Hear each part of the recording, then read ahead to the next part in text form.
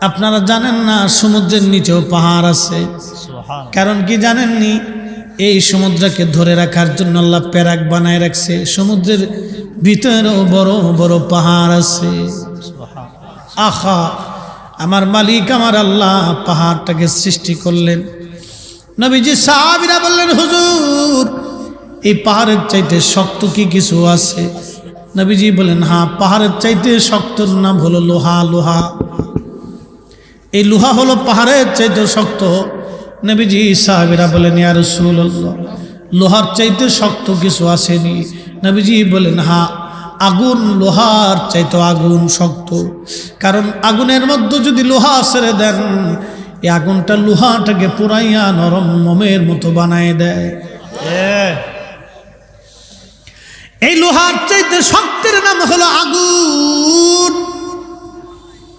সাহাবীরা বললেন, হুজুর আগুনের চাইতে শক্ত কিছু আসেনি? নবীজি বলেন, হ্যাঁ, আগুনের চাইতে শক্ত হলো বাতাস।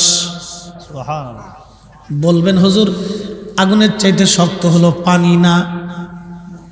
পানির ভিতরেও আগ্নেয়গিরি উদ্গিরিত হয়, পানির ভিতরে আগুন জ্বলে। আপনি জানেন না সমুদ্রের নিচে আগুন জ্বলে, আগুন, কিন্তু পানি আগুন নিভাইতে পারে না। সুবহানাল্লাহ।